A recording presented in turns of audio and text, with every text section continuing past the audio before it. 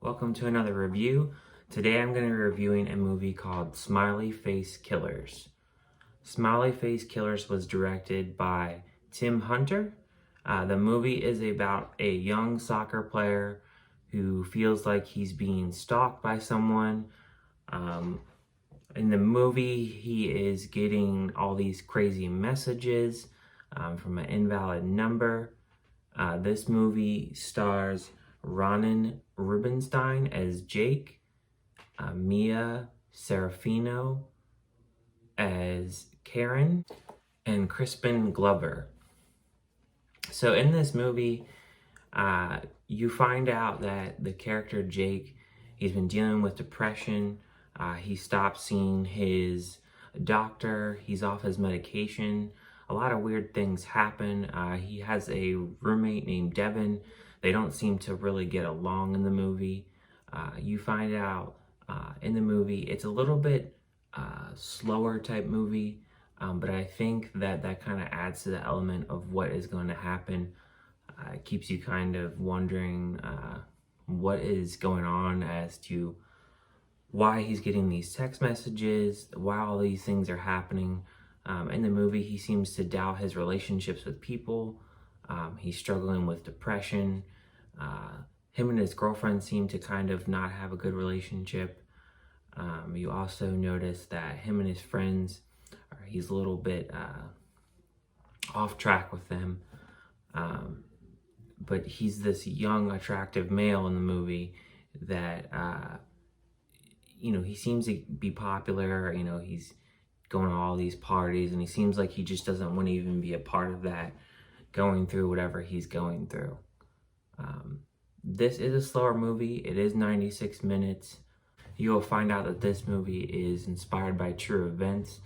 I did look online because I've never heard of the Smiley Face Killers, but there's a theory about Smiley Face Killers and the symbolism that it brings to when they're killing different individuals.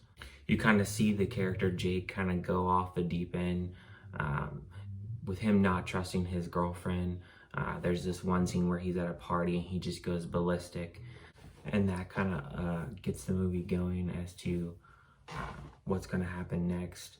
One thing I will note is the music in this is pretty good. There's some dramatic music, and there's sorts of other music in this that makes it pretty good. So shout out whoever did the music for this movie. It's actually pretty good. If you look online, a lot of the reviews on this movie is it seems kind of dull and boring. And honestly, I can see where people would think that. I think the way how the movie developed, it had a lot of potential to be a little bit better than it was. I'm giving this movie a C- just because I feel like it could have dived more into the people that are responsible for doing these kind of murders in the movie.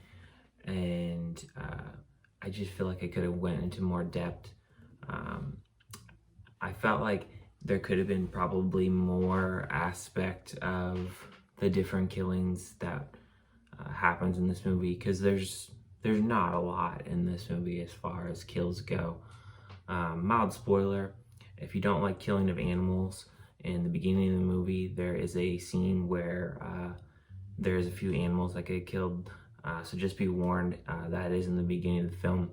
But overall, that's not a thing in the film. It's just kind of in the beginning, just to throw it out there. I thought the kills that were in this movie, they weren't too bad.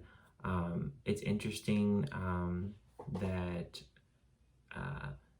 what is used for the kills in this movie isn't a little bit, I don't know how to put it,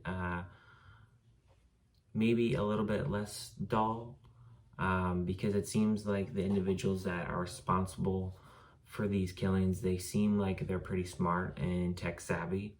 That's what you'll find out. But overall, I'm gonna give it a C-. It's an okay movie. It is a slower movie, so if you do not enjoy slower movies, you may not like it. It does take a little bit of before anything happens, it's usually around about 55, 60 minutes into the movie. But overall, I thought it was an okay movie. It has some decent music, like I said, and I was intrigued with the story. But those are my thoughts. Give a like, subscribe, and thank you for watching this video. And I appreciate all the criticism and all the thoughts that I've been getting on these reviews. Thank you for watching, and have a good night.